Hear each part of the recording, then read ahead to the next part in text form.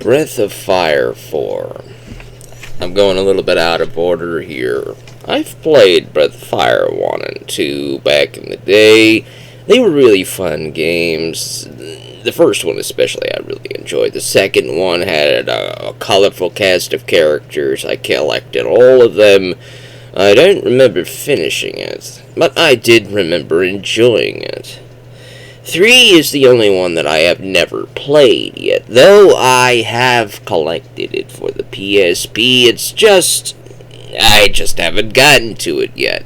But 4 is the one I played next because it was the easiest to get after playing. Because 3, I'd have to pull my PSP out and play it on the PSP, because the PSP has a small screen, and my mobile battery is, I don't know if it's been eating too much, but it's a little bloated, so I decided to get rid of that. So I'm stuck playing it plugged into a wall, and I just didn't feel like doing it. So we're doing 4 instead. And Breath of Fire 4 was a nice breath of fresh air, but I don't think it can beat Legend of Dragoon that I played right before it. Although, I might argue that Breath of Fire 4 has a superior combat system in certain ways. There are some pros and some cons, much like Legend of Dragoon had some pros and some cons. The cons were pretty glaring, but they were all mostly subjective preferentials on my personal part. I personally hate the button timing pushings for doing attacks in Legend of Dragoon, so I decided to just grind for 3 items to skip having to do that ever again. And if you like doing it, then please keep pressing those buttons, but me, I despise it. So, Breath of Fire 4 is unlike Legend of Dragoon in many ways. You don't have to push any buttons in specific timing, comboistic fashion in order to do attacks. You just press the attack button and the attack happens. I like that simplicity. It's a wonderful simplicity that I love about the old era JRPG turn-based combat systems. It's just one of my itches that I like to have scratched every now and again. And how I usually judge these games is mostly on the story, the music, the gameplay, combat, and maybe some side content, and the overall length and presentation of the world. Let's talk and the characters, of course. Let's talk about the characters, and since this is a digital title that I played as a PS1 classic on my PS3 through the PlayStation Network, might I add that the PlayStation 3's PlayStation Network is still up and running as of the making of this video. If you still have your PlayStation 3, you could still log into it, you could still go on to the PlayStation Network, and you could still find hundreds of PlayStation 1 titles, hundreds of PlayStation 2 titles, and quite a few PSP titles are still on here as well.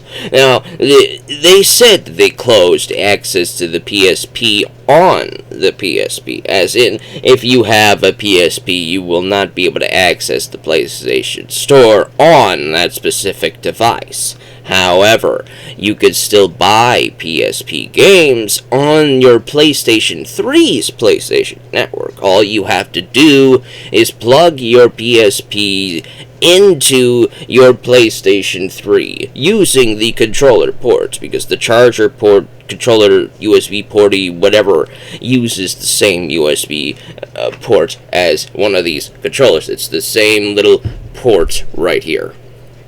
So you plug that thing into your PSP, and it will connect, and you can be able to download your PSP games onto your PSP's SD card.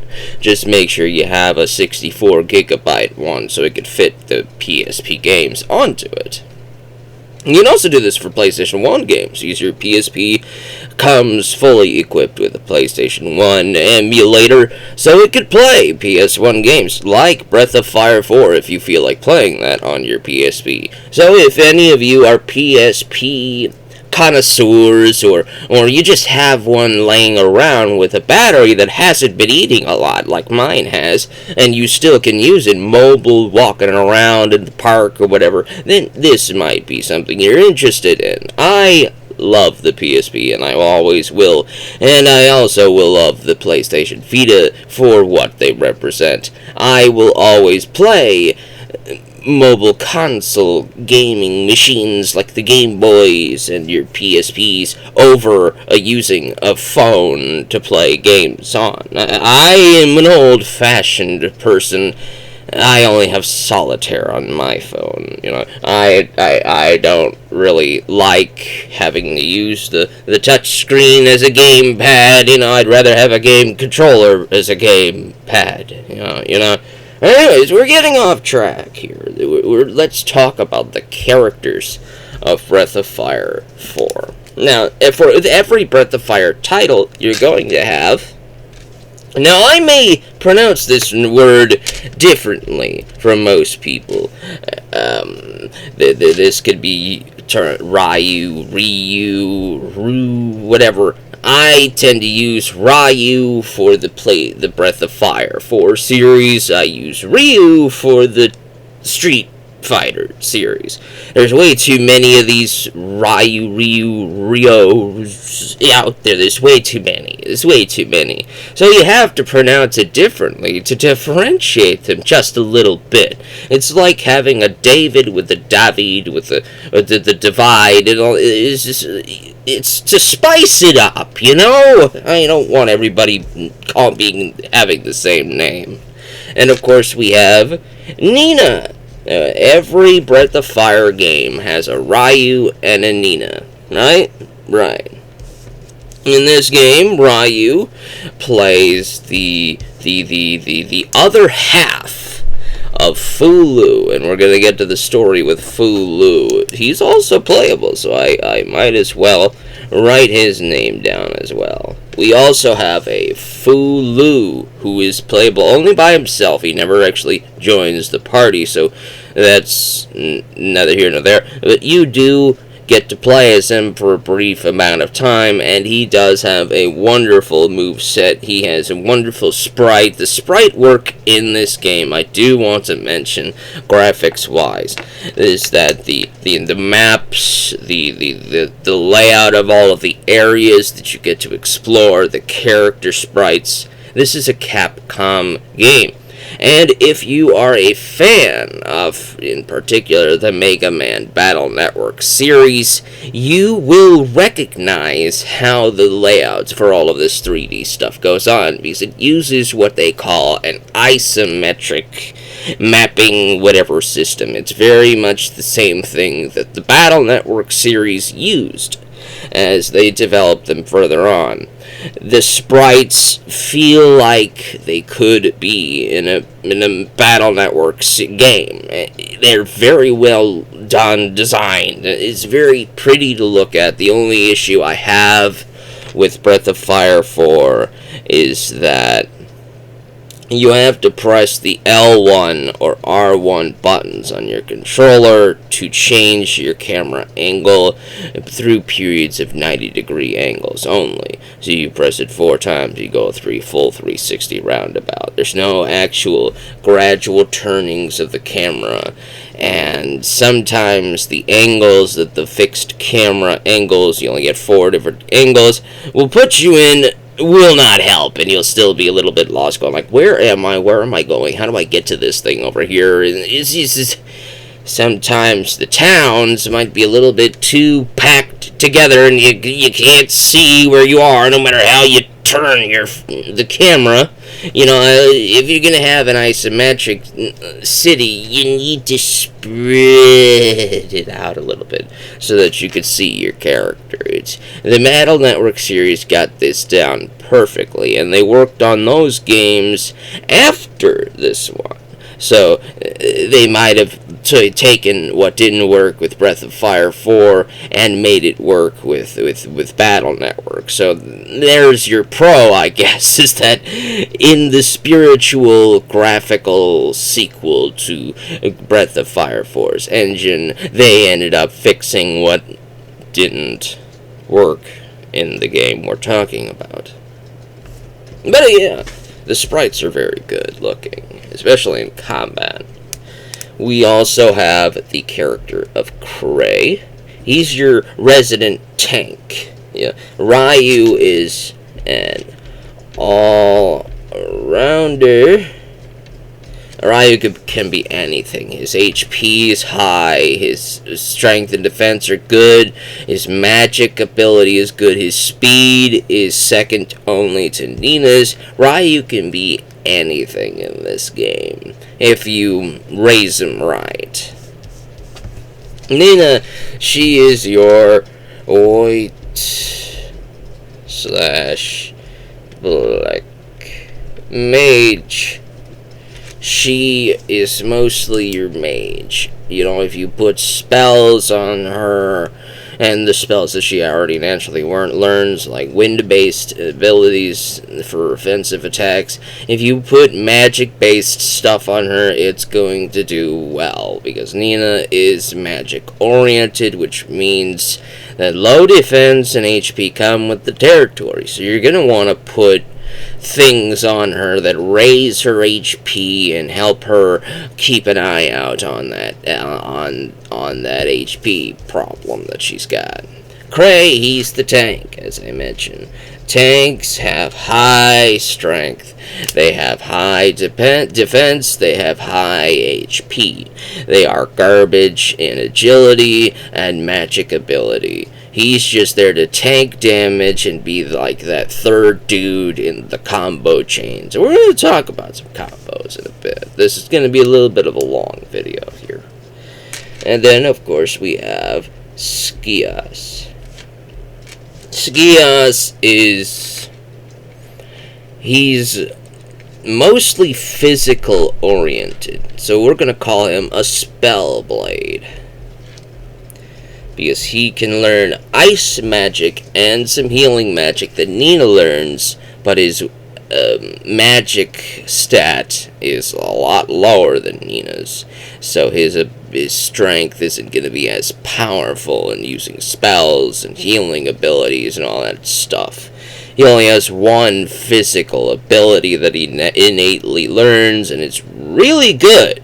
But everything else about Skias, he does feel physically oriented over being purely magically oriented. Now, we can mitigate that with the use of the Master System, which I didn't bother to use personally because I absolutely despised most of them. I only used them to learn the abilities. I didn't have anybody learning under them except for Stull and Momo. Those are the only two that I ended up using, and we're going to talk about some of these masters in the next part.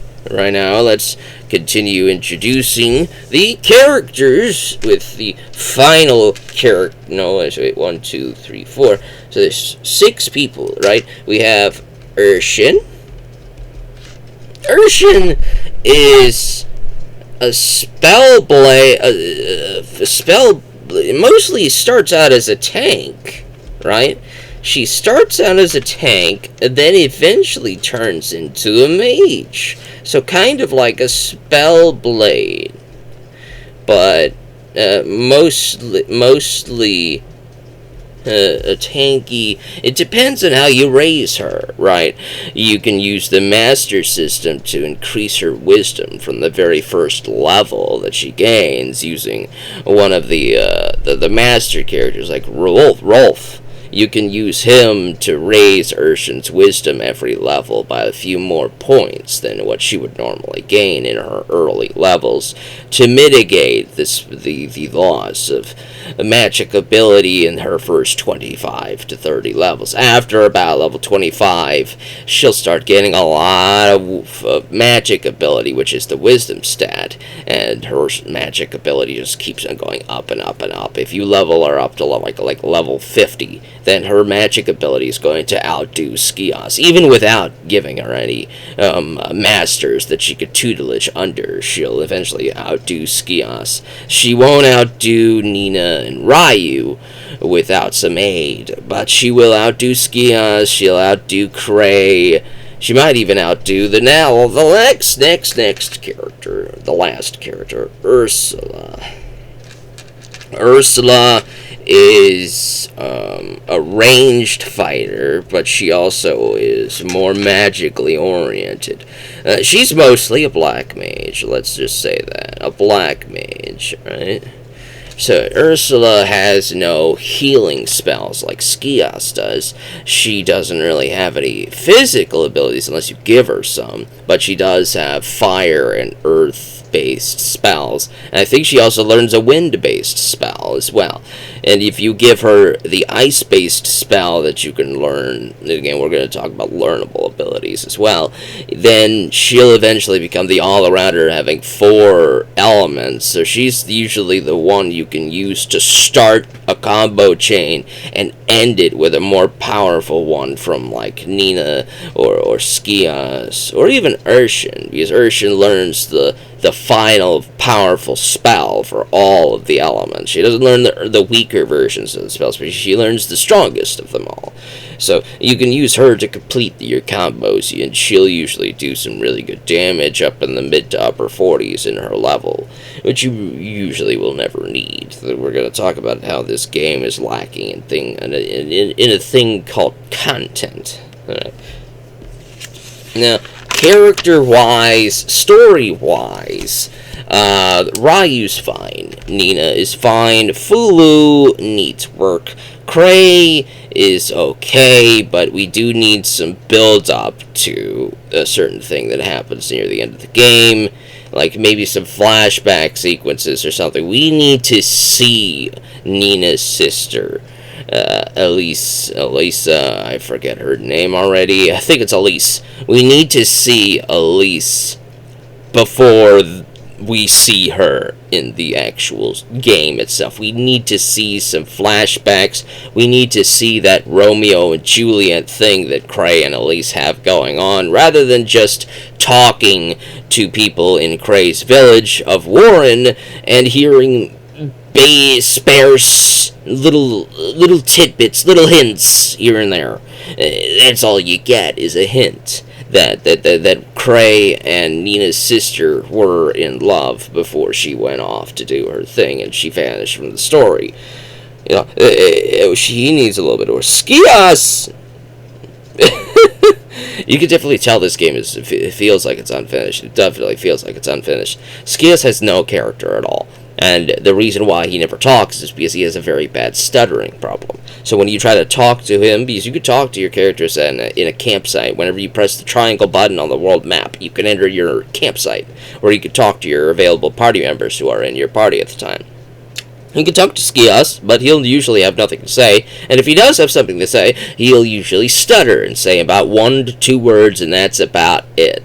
They made this guy a blank slate. He has nothing. There is nothing with this character other than he is a bounty hunter. He decides he doesn't want to be a meanie face to these people that he has been hired to watch over and spy on, so he decides not to take the money to spy on them and turn on them or whatever, and decides to help them. And for the rest of the game, which you usually learn about this thing where he denies payment for his bounty hunter mercenary, whatever, he decides not to do that anymore. You're about 1/3 of the game through. So for the next 2/3 of Breath of Fire 4, Skios does and says nothing.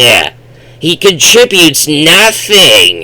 He is in no cutscenes. There is nothing with this guy. And I sound irritated because I actually like Skias. I wanted more with him, and there was nothing with this dude. He is suffering from the Congo effect from Legend of Dragoon. He has nothing going on.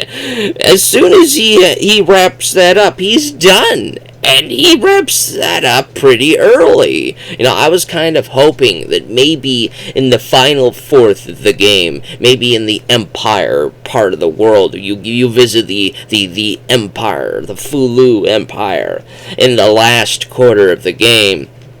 I was hoping that maybe Skias has a village in the Empire, and that maybe you could visit this village, and Skias will actually get to talk more. We get to learn more about him by talking to the NPCs. Maybe he has a sister or a mother that you could talk to in the village, and they'll tell you all about him. And we really needed something like that for Skias. He is the one character out of everybody in this list who feels like he doesn't belong anywhere in the world. Maybe that's why he sticks around with us, because he doesn't really have anywhere else to go. And that is sweet, but it's also very sad because we never learn anything about this guy. He's just there. He's just hanging with us. And while that type of simplicity is very quaint and pretty much very on par to Skias as a character, he really is a very simplistic person. He can live on an island in solitude and he'd be perfectly fine. As he said when you spend a portion of the game on an island, he says, this is nice. And that's it. That's all he says for the entire little segment. But he says that he likes this island, basically. And you could send him off to do that remotely, and he'd be perfectly fine with it, because it's a very simple life. And he's a very simple character, because there's nothing with this guy. Urshan is very heavy in the story. Urshan is perfectly fine. I loved this character. She was an absolute delight, and I usually give like an inner voice for all of these characters when I read their text boxes, and the voice I gave to Urshan was just perfect. A perfect delight. I couldn't really tell you which actress voice I put for her, but it was perfect. And we eventually learned that Urshan houses the spirit of Dace. Now, Dace is the one character that connects all of the Breath of Fire games together. In Breath of Fire 1, Dace was a playable character. She joins your party and helps you out near the end. She is the best mage of the game as well. In Breath of Fire 2, she is an optional character. She tells you she wakes up in this world, she's from another world, and says, oh hey, there's a Ryu and Nina here too. So she decides to help you out. Breath of Fire 3, I can't remember what happens there because I didn't play it, but she was there as well. It mentioned, and in here she's playable again as the spirit trapped inside an animated suit of armor / robot called the Beloved Urshan. And then, of course, we have Ursula. Ursula has a lot of characters, surprisingly, for somebody who joins you so late in the game. I kind of do wish that they built a little bit more on her relationship with Cray, because it feels like what they were trying to do is Cray was very hung up on Elise, and he's trying to find her, and he believes that she's still alive, and he's going to do his Romeo thing with her, and it's going to be lovey-dovey, hunky-dory. Ursula is a little bit more pessimistic, or should we say realistic, and says that Elise is probably dead, and you should probably move on. You get the feeling that Ursula actually kind of likes Cray a little bit. She respects him, especially when Cray kind of falls down to the dumps during a point in the story. It's Ursula who actually knocks some sense into him. They butt heads a lot, but you could definitely tell that there is something there. But they didn't really build on it enough. I feel like if there was anybody for Cray to open up to about Elise that we could have seen in a cutscene or something, it would have been Ursula. It would have been Ursula that Cray would confide into about Elise and tell us about her. And through him telling her, or telling Ursula about Elise. And we could have gotten a little bit more context over why he is so hung up on Elise. And why he cannot accept that Elise could be dead. That is a great build-up moment, a great scene you could have added to the character, but sadly we just did not get that. It's unfortunate, but it does feel like this game was rushed. But I do want to say that I like all of the characters on this list. I like all of them, especially Fulu, who is the villain of the game, but he is playable in the first half of the game through quite a few segments, and it does feel like there was a major portion of the game that you play as Fulu that was cut. And there's a lot of segments in this game that feel like they were cut, that you don't get to play through, and it's mostly near the end that things feel like they're pretty rushed, that there's a lot of areas in the game that they have no reason or story, you're just there to pass through them. The world map feels very lackluster and boring compared to 3, and compared to 3, when you look at 1 and 2, it's like night and day. 1 and 2 have a fully explorable world map. You can run along in full 3D fashion, having run up and down, left and right, going from town to town. Each town was a little icon on the map. You're walking around the world, you click, you go in there, and you go into the town and all that stuff. You've played Final Fantasy 7, 8, 9, maybe, hopefully. You know how world maps are in the PS1 and the Super Nintendo era. That was how it was in Breath of Fire 1 and 2. They decided to change this with Breath of Fire 4, and it was not to my liking. It was not to my liking at all. If you've played a game called Record of Agarest War, this is a tactical JRPG made by a lower budgeted company for the PlayStation 3, and I think even the Xbox 360. It's also on PC. There's a bunch of DLC for it, but whatever. It's a good story, though. I definitely recommend playing at least Agarest 0. Don't play the first Record of Agarest War. Play Record of Agarest War 0, because the full Record of Agarest War 1 game is in 0. And if you buy 3 DLC character packs, you'll get all of the characters from the first game as well. And there are a lot. There's like 60 of them. It's great. It's a fantastic little game. But the world map in Record of Agarest War was basically a map that you have a character on and a series of dots, little series of bullet points that you get to walk to a bullet point, you click the bullet point, something happens. You walk to another bullet point, you click the bullet point, something happens. That is the map for Breath of Fire 4. And that, if that sounds boring, then you'd be right in thinking that, because it really was pretty boring. It was a very uninspired map. For a world that I found to be very interesting, I wanted to see it! And I just didn't get to. We just get to hear about it through passing glances, with the big H and the here. It's a big winding here to emphasize. You only get to hear about it through talking to NPCs. So if you're not the type of person who talks to NPCs and villages and all that stuff, you're not going to learn about any of this. You're not going to get any story at all, really.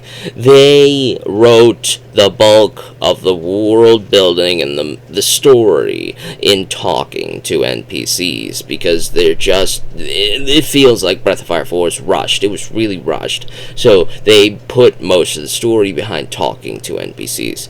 And it's not like Grandia, it's not like Dragon Quest VIII, it's not like that. When you go to a village and you talk to them one time, they don't have a second thing to say unless they're a story important character. Everybody just says one thing, and when you leave, if you never return there, then they'll just keep saying that one thing when you come back. It's kind of depressing, really. But it's okay. It's fine. I can understand the rushing bit there, but the reason why I'm so disappointed is because I actually became interested in this game's world. I wanted to know more about it, and there just was nothing to learn. There was nothing left. They just give you like a little crumb, and there's no carrot. There's only a little crumb of a carrot. They're just dangling a carrot's crumb on a string rather than the crumb of the carrot leading you to the carrot itself. There is no carrot in Breath of Fire 4. It's just a crumb. But yeah, the map for Breath of Fire 4, you have roughly 3 continents, one in the middle, one to the west, and one to the east. And of course you have the north. There's some stuff in the north as well. And so 4 major areas where you spend each fourth of the game roughly in. You start the game in the middle continent, which is mostly a desert. So you're going to have nothing but desert biome for quite a while as you explore all of the areas. And it's okay, I guess. Some of the areas are interesting, like Sinesta. I really liked that village. That was a pretty good, well-built village. It has a decent little jingle background music. We'll get to the music, right? Maybe I'm just spoiled on Final Fantasy music, but I also really enjoy the music of the Tales of series. If you haven't listened to the music in, for example, Tales of Symphonia, that is a beautiful music, beautiful little original soundtrack that you could listen to. There's some good ones in Tales of Graces. There's some good ones in Exilia 2. There's great music in Zestiria, even. There's some music in Legendia, Abyss. There's a lot of games out there with great soundtracks, and when it comes to JRPGs, Kingdom Hearts as well, a really good soundtrack. The Mana series, really good soundtracks. The Dragon Quest, oh my gosh, one of my favorite soundtracks of all time. Dragon Quest, wow. But when you think of JRPGs, the music is also something that we like to talk about. If you like Breath of Fire 4's music, I'm not going to knock anything against you. I'm not going to try to insult you or say nothing about it. But to me, personally, me, and only me, so even if my opinion is not aligned with yours, don't get upset. I didn't find the music of Breath of Fire 4 to be that good. I found a handful of tracks to be okay, but the rest were very boring and bland. There's a lot of areas where there isn't even any music. You just go to an area and you just hear ambient dripping in caves. There's no cave song. There's no forest song. When you enter a forest, you just hear a bunch of birds chirping in the background. No music, it's like, in JRPGs, there's a song for every area, usually. Any area you go, there's a forest soundtrack, there's a cave soundtrack, there's usually a different soundtrack for some towns. The major cities have their own soundtrack, and then each smaller city has a decent soundtrack. It's like the soundtrack was not given enough attention that it really deserved. There's a handful of decent ones in here, for sure. But it just doesn't feel like they gave it enough attention. They really needed some attention. They fixed that with the Mega Man Battle Network series, of course. Mega Man games and music, it's like, all of Mega Man games have great music. But Breath of Fire 4, sad to say, it just did not have good music to me, Characters I want to learn more about, a lot of them didn't have too much. Music that I wanted to hear better bombastic musics to, for more variety of the musics, and more musics in an area where there isn't any music that we just didn't get. The world map that I wanted to actually see instead of just seeing a little paper with the drawing of a map. That's all you get. It's just a little paper map instead of an actual world map that you can interact with. I wanted to actually see this world. I wanted to experience this world more with a good overworld. And for the PlayStation 1 era game, you're not gonna get that. This, much of the bulk of the big JRPGs on the PlayStation 1 system are across multiple discs. The Legend of Dragoon is across 4 discs. Final Fantasy VII is across 3 discs. I think 8 is on 4. I think 9 is also on 4. Even Xenogears, for being a SNES Sprite era, slightly isometric-ish looking game, has 2 discs. Grandia has 2 discs. Breath of Fire 4? No. It doesn't have, not even 2. It's everything. The entire game's on a single disc. One single solitary disc. You tell that you needed that second disc. You needed to put more attention to this world that players of 1, of 2, of 3 who really appreciate the worlds that you build and they want to see it in all of its glory. I wanted to see this world, and I just didn't get to see too much of it. There's a portion of this world in the north that I found to be the most interesting in the entire world map. So guess how much time you spend there. Guess how many little dots, visitable dots. Guess how many towns are there. 3 towns, but only 2 with actual people in it, and only 1 that looks like an actual town. It's you don't get too much lore in this area. It's the most unique looking place in the entire game. It's just barely any attention given to it. Barely anything there. It's just very disappointing. So let's talk about that map. Let's talk about that world. Breath of Fire 4 is very much a dry-ish place. There's not much in the way of water. When we think of oceans, they don't have oceans. They have mud. They have, like, mud, sand, seas, basically. Oceans of mud rather than actual water, So these continents are dry land, and they are separated by seas of mud. It's pretty depressing to see a land that just doesn't have too much in the way of salt water, fresh water, and all that other good stuff. So you're wondering how these people get their water. Well, there's a couple lakes here and there. They get their water from there, probably. So water is pretty much a very rare commodity. So when you go into the north and you see for the first time an actual ocean of blue, this is a solitary ocean of blue in the north. And it's a pretty decent sized ocean up in that northern hemisphere, this little area here. So let's try to draw that out. So we got a little area over here, we got a little area over here, and then we got an area over here separated by a bigger ocean. This is mud, right? And then up here in the north, separated by this up here, right? And there's a little area going up in a tiny little area going up into there, right? This separated by some islands here. Then you got a couple islands over here, and then you got a couple island. Right? This up here is an ocean, right? So everything that's not in this enclosed little space here or is mud. You see this mud? That's mud. That's mud. That's mud. That's mud. That's mud. This is the only ocean in the entire game world, right? So this is a landmass. That's an ocean. Everything else is mud.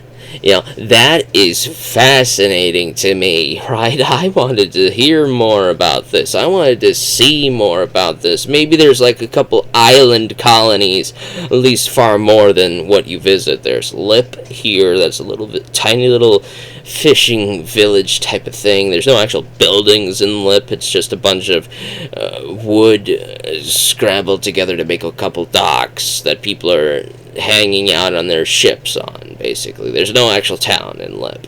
The only town is over here in this tiny little area right here. There's a port city right over here, I forget its name, but that's the only actual town in this entire northern area. There is Lip, a village of people just gathering their ships here that sail from here to here, rather. And then there's a tiny little village of Karibo people. I call them Karibos because they're little furballs. I actually love this village, but there's nothing to do here. You get a tiny little story beat where you go to this island, you find an item, you come back, and then that's it. You never go back. There's no shop. There's no unique shop that you can come here and talk to the Karibos, and you don't get to learn their language gradually so that you can maybe get newer and more cool items as you progress through the game. No, you just go here, you do a fetch quest, and then you never come back. It's a very unique place, but sadly it's been, the game is rushed, so I'm being forgiving. I'm not being criticizing and angry at the game for being like this. I can understand why a lot of this was rushed and cut, but I'm griping about how I found this interesting, but I didn't get to hear more about it. Right? This is fascinating. How did this get here? There's a side quest with collecting dragons. There's one in the ocean that you can find in a mini game. That's about it. That's all you get. It's disappointing. I was kind of hoping that maybe there was like a nation up here. There's like a nation here, nation here, nation here, the empire over here. There's a couple little settlements throughout this desert area. There's only one town here. I was hoping that maybe there'd be another nation up here. Maybe you could do some politicizings and get them to ally with the West and all that good crap, with the East, with all that good stuff. And it's like, nah, they don't do that. Sorry. It's fascinating, though. It really is. So, that's the map, right? What's next? What else do we got? The plot. Can we finally talk about the plot? Alright, let's talk about the plot. So, we have Ryu, who is the other half of Fulu. So, this world is a world without, deities, without gods and all that stuff. So, the people in the world need some authority, master, mystical figure. So, they come up with this ritual to call down a star from the ethers, to call down a deity, and bind it to this world so that this world can have a pantheon of deities of its own. These deities are called the Endless. They are immortals that don't die, so naturally that's why they would be called gods to the mortals who will die. So they bind these Endless to this world against their will, usually. And Fulu was called down in a botched attempt, in a botched ritual, because normally they would do this god calling up in the east, but this time they did it in the empire and they didn't really do it correctly, right? So Fulu was called down, and he's only half god. He's like a demigod. He used to be a full god, now he's only a demigod. And Fulu realizes that his other half will not arrive to this world for at least 500 to 600 years. So he decides to become the emperor of the West. He forms the first empire. He becomes the first emperor, the God Emperor, and then he goes into hibernation for 500 to 600 years, waiting for the day for Ryu to arrive. Why did the two halves arrive in two different timelines? They don't explain that too much, but they don't have to. That's interesting in and of itself, so that's pretty good. So Ryu shows up, and Fulu wakes up from his hibernation to an empire that is very vastly different. I do want to say that for the bulk of Fulu's story, it is fantastic. It is fascinating. Ryu is a silent protagonist, and he usually is in the first two Breath of Fire games as well, with maybe one little exception or two. But for the most part, Ryu is a silent protagonist. Fulu is not a silent protagonist. He will voice his opinions. He will interact with characters, and you will get to see a build-up to his story, which I found to be very fascinating. I found Fulu to be probably the most fascinating character in this roster, if I'm being honest with myself here. Fulu is a person who was already at the end of his journey. You start the game at around level 64 to 68. Let me give context here. The highest level character I had by the time I finished Breath of Fire 4 was Urshan at level 47. You can beat the game with a lot less. You can beat the game at like 37-ish. But 47, yeah. That's pretty high too. But this guy, he's already at 64. That's way up there, way higher than 47, you know. That'd be a lot longer grinding to get Urshan and everybody else up to those types of numbers. So you have Fulu at that level, and he just mows down anything he touches, and it shows that he is the demigod of the game. There are some people that do there's some boss fights that you fight as Fulu that do damage him quite a bit. And that's to say that he has been sleeping for 500 to 600 years. He's a little bit rusty. He's not as strong as he used to be. So these characters that are coming after him are capable of doing this to him. And why are they doing this? Why is Fulu's very own empire trying to stop him? Well, it's because his empire has grown accustomed to ruling this empire without him. There is a new emperor on the throne, and he wants to keep his throne. He doesn't want Fulu to take the seat. He doesn't want Fulu to get in the way of anything. He wants Fulu to go back to bed. You know? So he's sending his generals after Fulu, and Fulu feels like humanity has betrayed him. The people that he has been striving to help 500 to 600 years ago, they are now turning on him, and that's a very fascinating, deep philosophical experience that sadly doesn't really go any further than surface level, but I am surprised that it tackles it at all. So there it gets some points, it does. So you get to see some of that. Nina is the princess of Windia. There is a Windia in all of the Breath of Fire games, and Nina is usually the princess there. She is the younger sister of Elise. Elise is like the Juliet to Cray's Romeo. Cray is the leader of the Warren tribe, the tribe of warrior people, like the Sparta, really. And Windia is like the Athens, right? So definitely a Romeo and Juliet type of thing. Warren and Windia are allied together against the Empire. Their alliance has been for quite a while. In fact, Cray and Nina have grown up together, so they've been allied for so long. And Cray fell in love with Elise, but Nina's father, the king, betrothed Elise to the prince of Ludia, another kingdom, and like right here, Ludia. So let's pull out our little handy dandy little paper here. This is the empire, right? This little area would be Ludia. We're gonna just give it an L. This area down here would be the Warren, would be W right here, and this would be Windia. We're gonna give it a WY. We got 3 kingdoms that we get to hear about in this eastern continent: Ludia, Warren and Windia.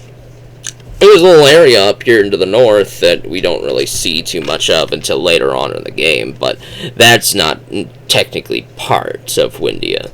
So there's a lot of stuff going on in this content. There's a lot of cool things here.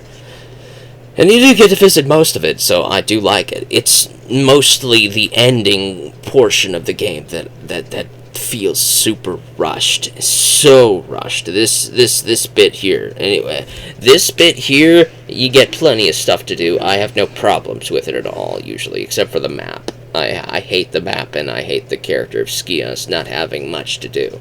But here, this area, this barely gets anything. You barely get anything to do in this other half of the world, other than being on rails, going directly to the Empire to finish it. You're on rails after a certain portion of the game, and you'll know when that portion is.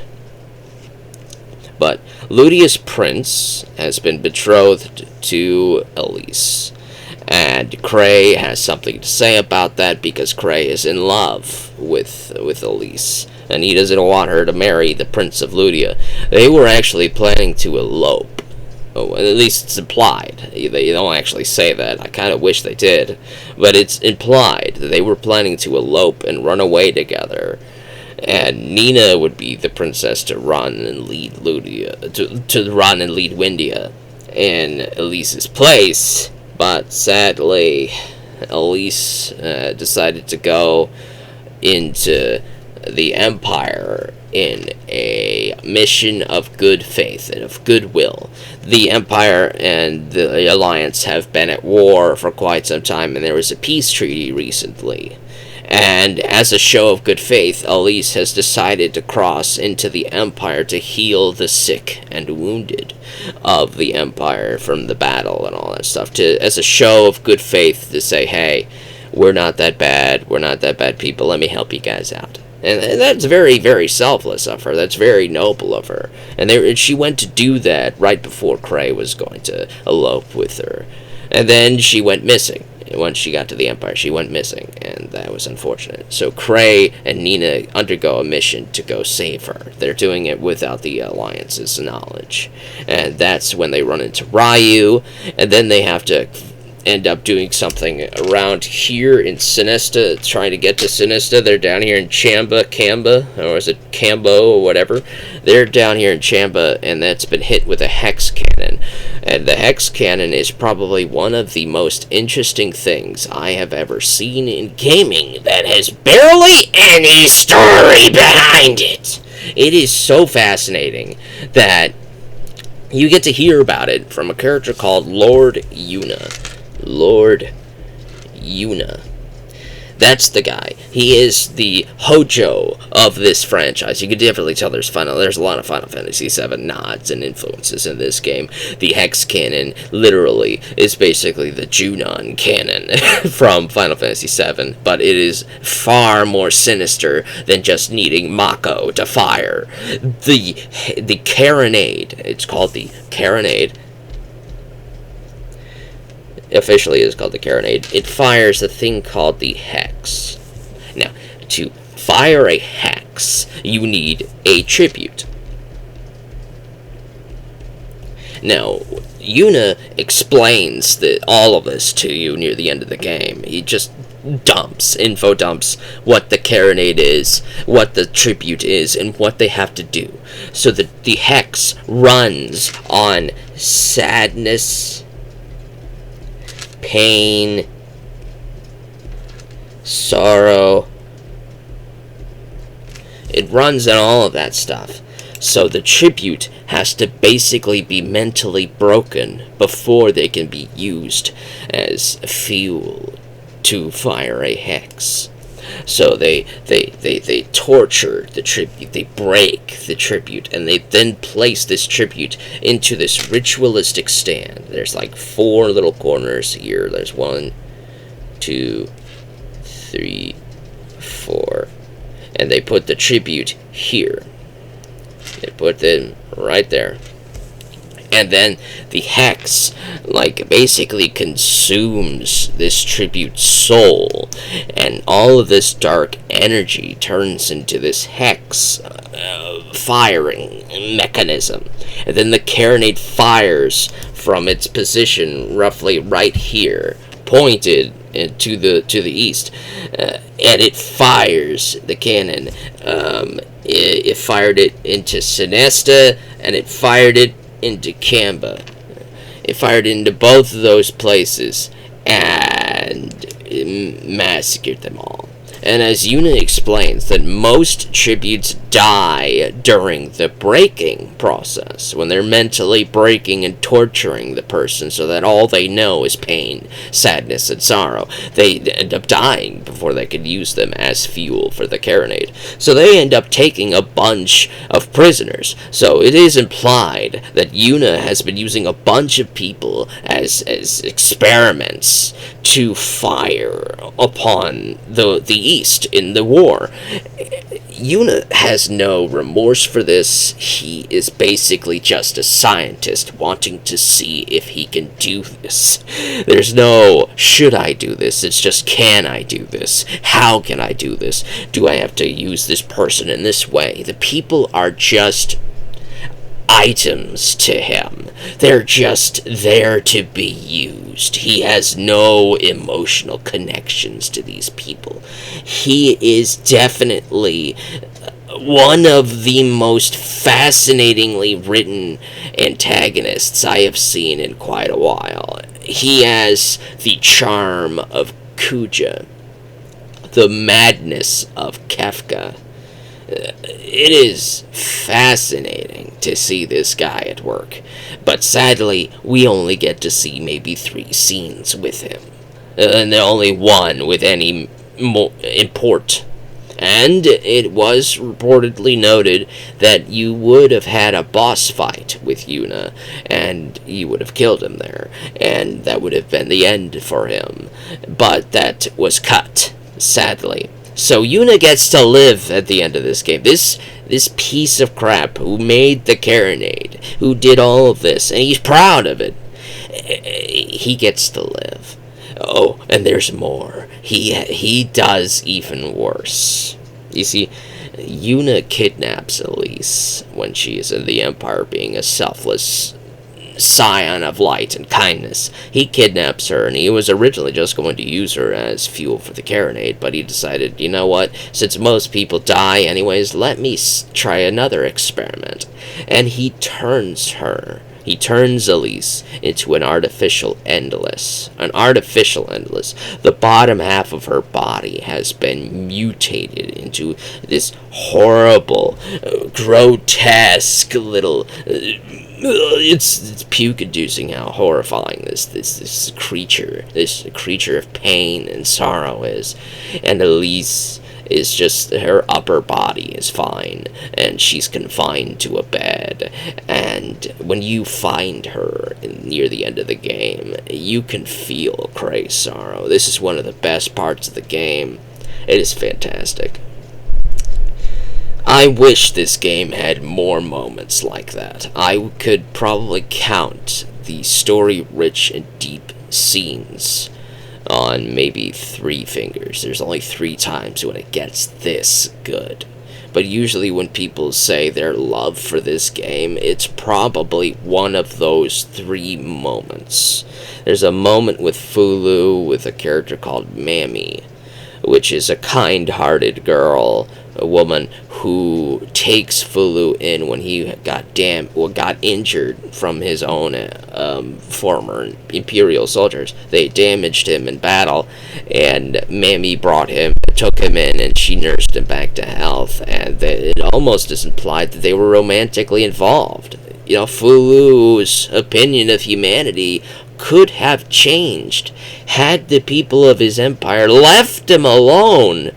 He could have changed into a much better person, but sadly, they had tracked him down.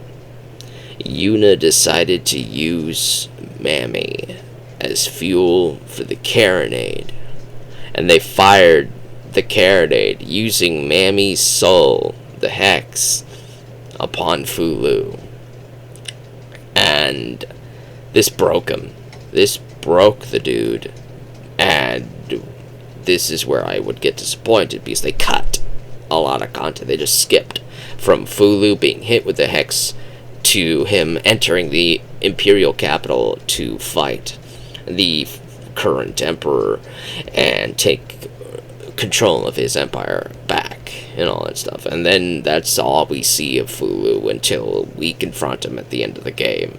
It is very disappointing how rushed the final portions of this game is, but it is understanding. It really is understanding how rushed, and there's a lot of content that was cut, like the Una thing. I really wanted to give this guy his comeuppance just for the Hex Cannon alone. This is horrifying. This is terrifying. But it is also fascinating that what a device, what a contraption he has created here. He's created artificial gods, artificial endless out of people he has. And he even claims he's going to continue doing his work at the end of the game, because you never get to kill him, you never get to stop him. And Fulu actually implies that this evil is going to continue. But I'm over here saying it's not all of humanity's fault for the actions of a few. I have been trying to emphasize this for years in so many games and so many films and so many books. People judge the entirety of humanity based on their experiences and from the actions of but a few. It's like saying this. It really is like saying this. Let's say you're out here on the store. You are here. You are out here going to the store. And at the store, you are catcalled by somebody. You get a cat call at the store. A cat call. And then you come home, right? You go home. And then you tell your friends, you know what? These people all suck. They're all garbage. They're all pigs.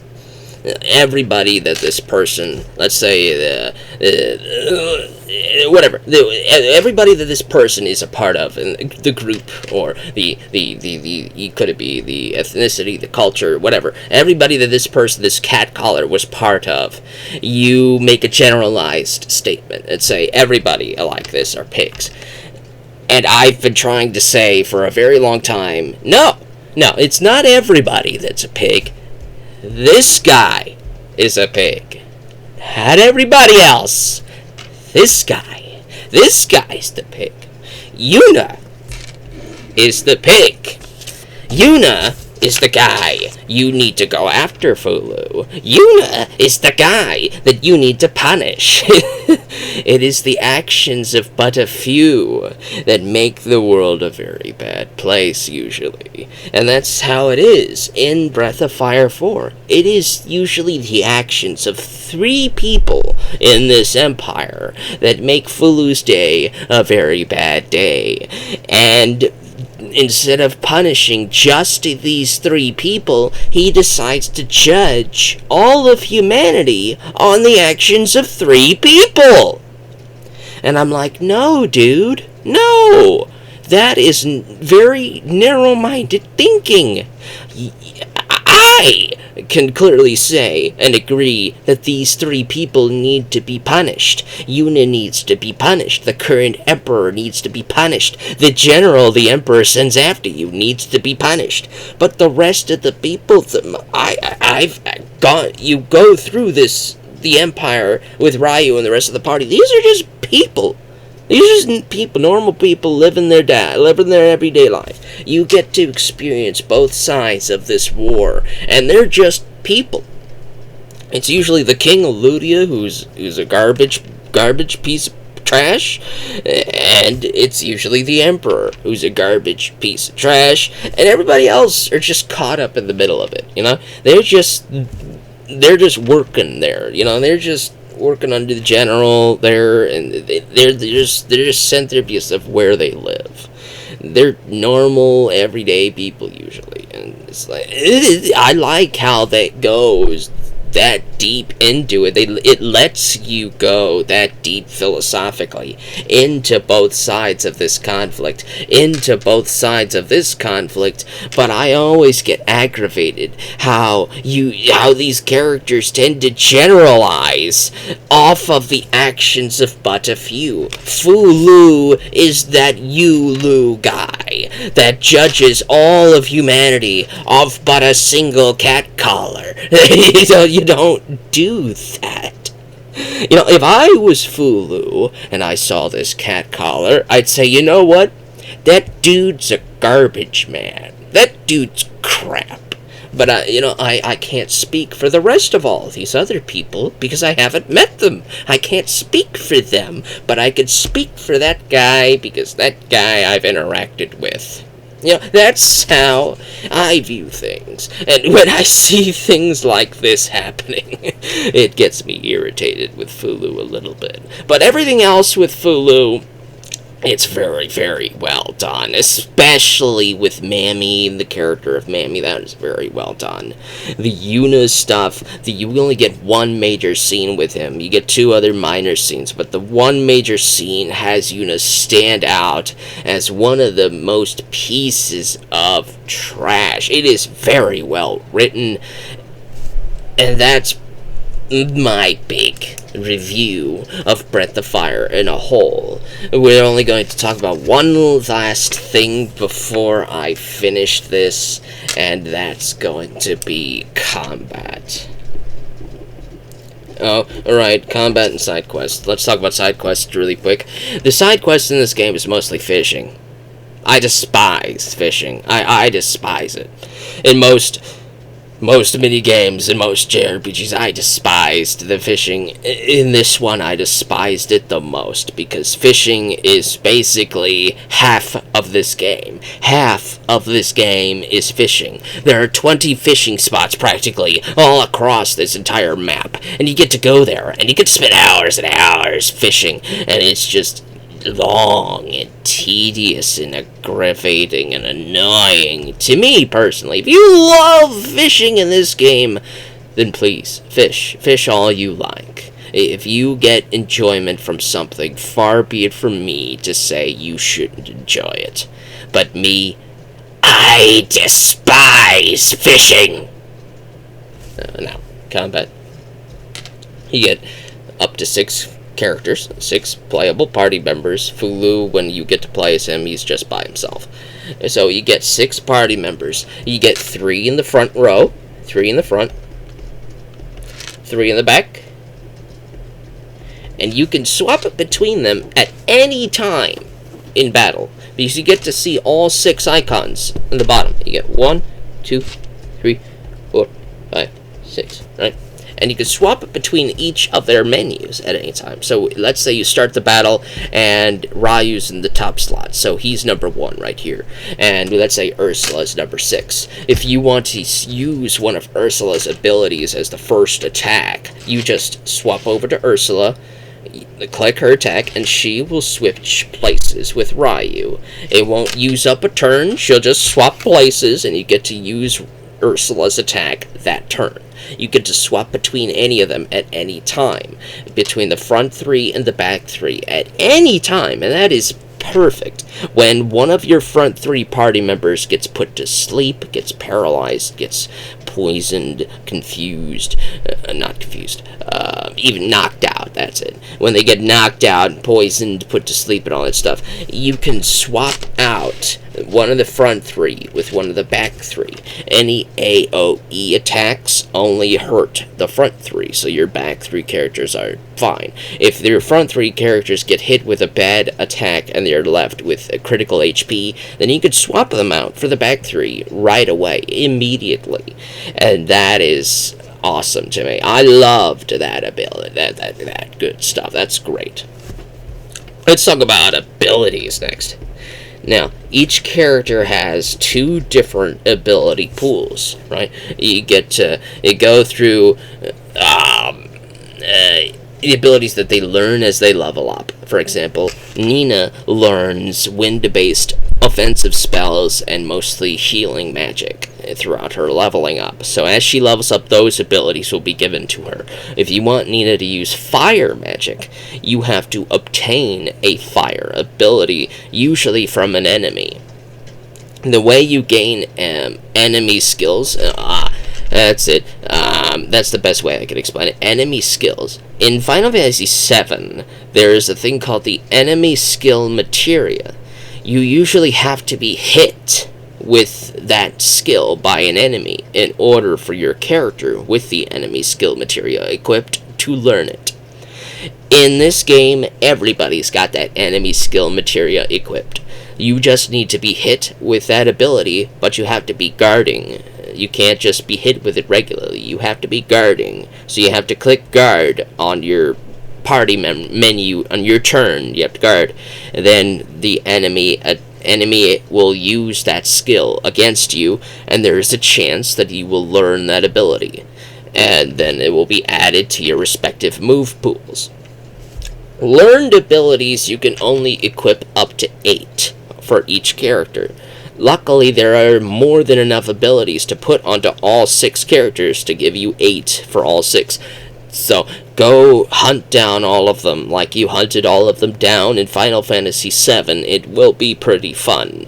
But I found a couple of it irritating in that it can fail. Unlike in Final Fantasy VII, where you just need to be hit with it once and you learned it. In Breath of Fire 4, it is a hidden number probability for learning a skill. For example, the burn attack is a very low-level fire spell that you can get immediately at the start of the game. You just need to be hit with it once and you'll probably learn it. If you wished to learn the Ebon Fire ability, which is a high-level, non-elemental magic spell, you may need to be hit with it a dozen times before one of your characters decides to learn that ability. You can increase the probability of learning abilities through certain masters. Let's talk about them next. Masters are characters that you could find throughout the game world. They're NPCs who can teach you skills, and they will also give you stat modifiers upon leveling up. For example, Rolf, the very first master, his name is RWOLF. He is a wolf, an anthropomorphic wolf, so his name is Rolf, W Wolf, R Wolf. Yeah, it's funny.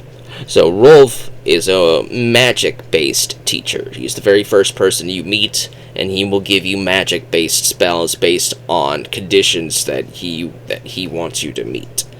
And Rolf's challenges are combo-based. So, for example, he wants you to deal a combo of 5 hits consecutively in a single turn. Next, he'll want you to deal 10 hits consecutively in a single turn. Then he'll want you to do 25 in a single turn. And if you can do that, then he will teach you certain skills, like an ice attack, an earth attack, and maybe even a stronger fire attack, which you're going to want all 3 of these. So he's definitely one of the best teachers of skills to learn from to get those abilities onto your characters, because that's very useful. And he also has stat modifiers. So, learning abilities through challenges, you don't need to have this person connected with your character. But when you add this master onto a character, it will give you a modifier on top of an innate ability. Every master has an innate ability. For example, Rolf has haste as his innate ability, which means anybody who is equipped with training under Rolf will have haste automatically applied to them, making them faster in battle.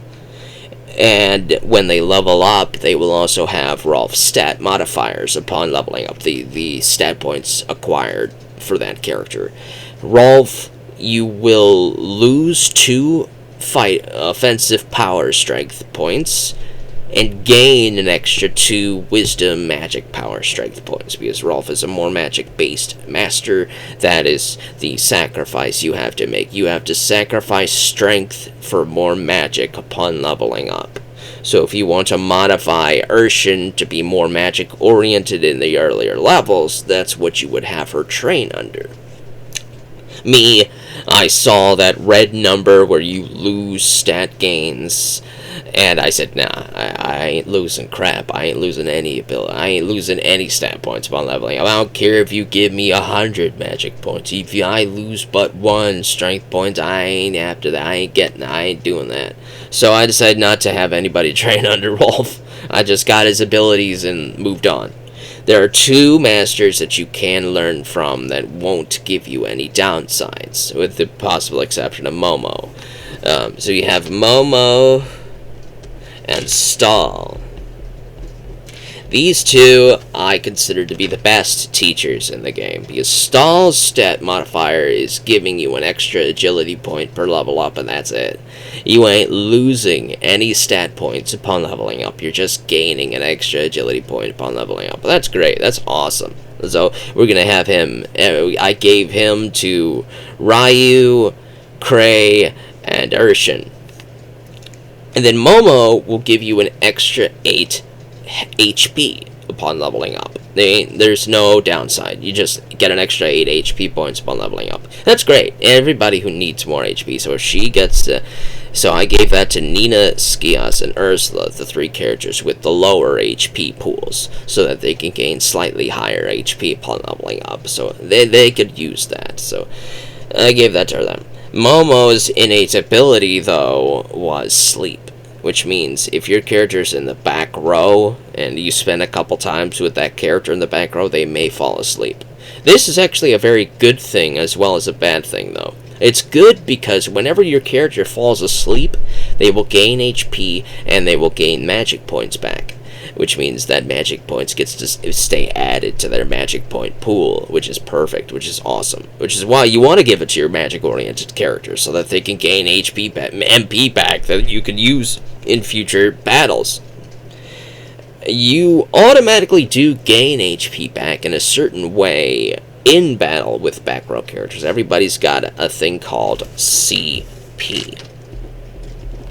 CP is what magic points will be allotted back to your character if they spend a turn in the back row. This will go towards a blue meter. There's 2 types of meters for HP, for magic points. Blue is for CP. I can't remember the color for the regular one. I think it's yellow. But your main pool is not going to be blue.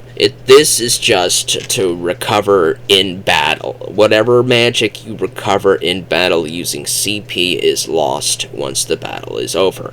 For example, if Urshan is at 4 magic points out of 40, and Urshan's CP is, for example, 20, and Urshan's CP is massive, it's awesome, then you just need to have her spend 2 turns in the back row to get full HP back.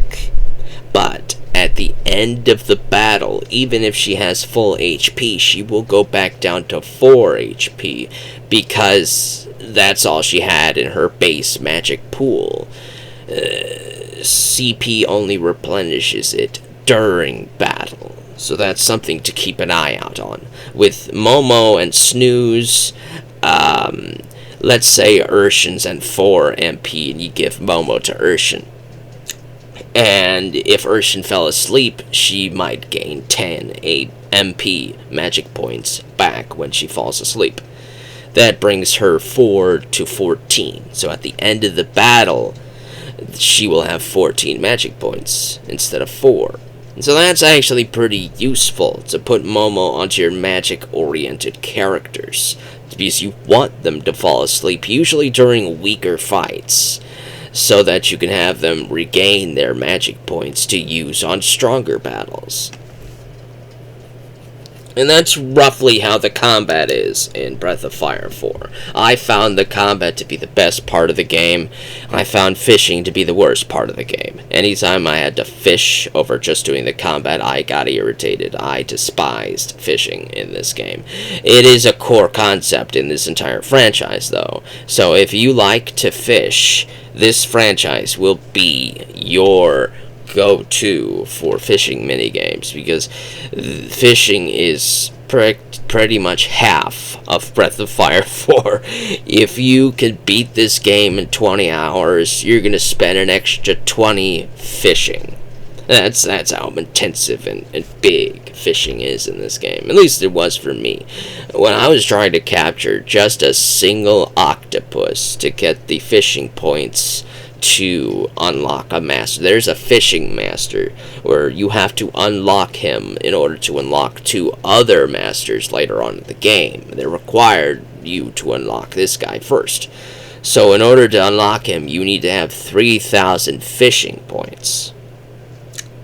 Fishing points can only be acquired upon capturing a new fish, or a bigger version of a fish you've already caught.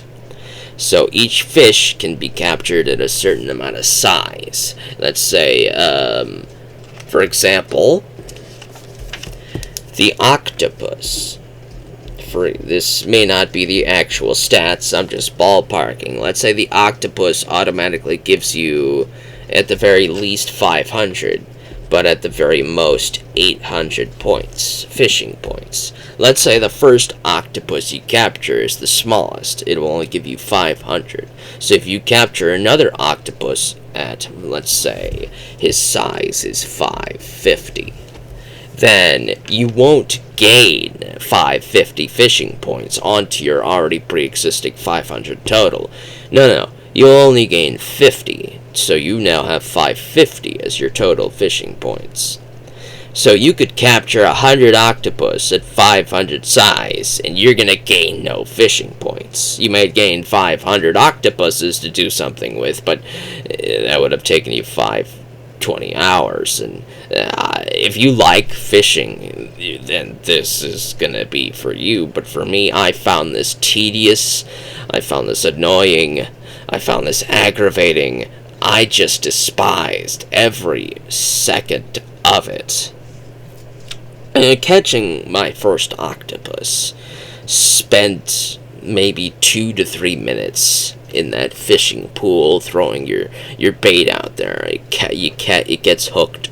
You spend 2 minutes with that thing swimming around, trying to reel it in. It starts thrashing about, and then you start reeling it in, and then it decides to ignore you, goes off further out, and then you gotta fish it back in. Then it goes further out again, then you can fish it back in. Then it gets stuck behind a rock, and you gotta wiggle it out behind that rock. And then finally, after about 2 to 3 minutes, you finally capture that octopus. I hated that. Oh, I despise fishing in Breath of Fire 4. But if what I have explained with fishing appeals to you, then by all means, play Breath of Fire 4's fishing minigame. You'll love it. But yeah, that was Breath of Fire 4. If you could not tell, I have a love-hate relationship with this game. I loved the story, and I loved the potential this story had to be even bigger than it was. I loved most of the characters, but I also wanted them to be bigger than what they are, because I knew they had the potential to have more with them. I knew the game's world had the potential to have more to do, more places to visit, more things to acquire. But for what we get, for the base game of Breath of Fire 4, for what you get, you could do far worse than Breath of Fire 4. Believe me, you could do far worse. So definitely, Breath of Fire 4 is worth a playthrough. It may not be worth a completionist run. You don't want to complete this game unless you just really love fishing. But for the story, it's definitely worth at least one playthrough.